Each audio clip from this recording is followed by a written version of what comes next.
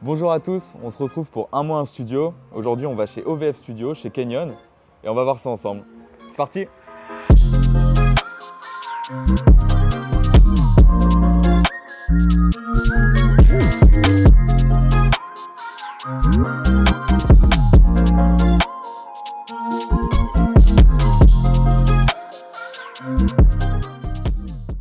C'est un petit peu une suite logique en tant qu'artiste, parce que moi c'est vrai que ça fait longtemps que je traîne dans les studios et c'était un peu une envie d'avoir un chez-soi et à la fois un endroit aussi qui nous représente et où on peut accueillir des artistes de la région ou d'ailleurs. C'est moi avec un associé à moi, on a fait ça à deux.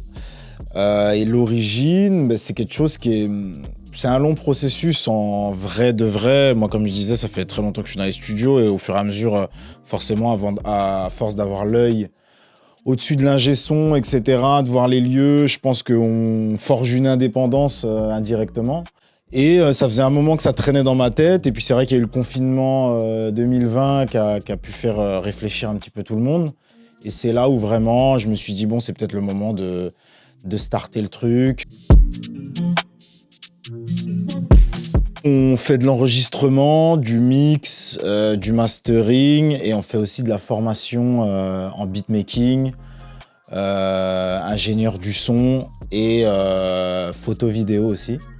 Mais principalement, l'activité principale, c'est vrai que c'est beaucoup, en tout cas pour le moment, enregistrer des artistes à la voix, principalement, et mixer dans la foulée, quoi.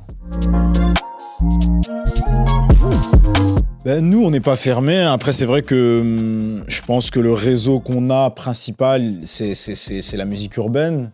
Nous, c'est la black music ou la musique urbaine principalement. En tout cas, c'est le premier cœur de cible qu'on a eu et c'est les premiers gens qu'on a accueillis. Donc ouais, on a une carte son Universal Audio. On a un clavier MIDI de chez Native Instruments S49. Donc ça, c'est beaucoup pour la composition aussi. Composition parce que c'est sûr que, comme je te disais, vu qu'on est beaucoup sur la musique urbaine, ça fait qu'on compose beaucoup aussi de manière numérique sur Logic. Donc que ce soit pour faire des drums ou des nappes ou des mélos, etc. Beaucoup pour la compo. Et pour les enceintes, on est sur des DIN Audio Lead 8. Donc voilà, moi je les aime bien pour le mix. Je trouve qu'elles sont assez transparentes et assez dynamiques. Pour la musique urbaine aussi, je trouve que c'est assez cool.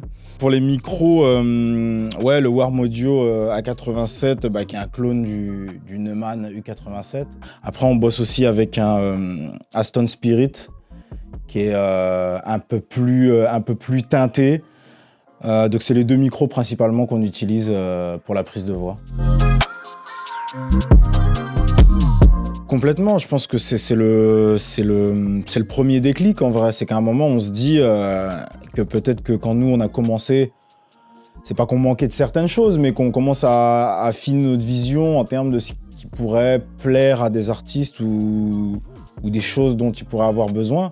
Ne serait-ce qu'en termes de cadre, quand on fait un studio, moi, la première chose à laquelle j'ai pensé, c'est est-ce que moi, je me sens bien en tant qu'artiste? Est-ce que moi, je me sentirais bien si j'étais artiste et tout? Donc, c'est vrai que le kiff, il est là-dedans aussi, d'avoir ce truc, de se dire, voilà, on transmet un lieu et une vibe et une énergie que nous, on avait en tête et qu'on se dit que c'est l'énergie qu'on aurait aimé avoir, qu'on aurait aimé recevoir, en tout cas, en tant qu'artiste, quoi.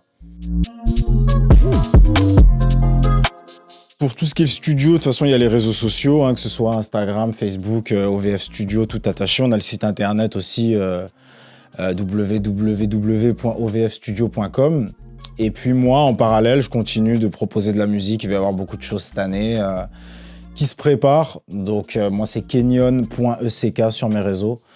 Donc j'invite les gens à aller voir et à suivre pour ceux qui veulent un peu de musique. Ok, merci de nous avoir reçus. Merci à vous d'être venus.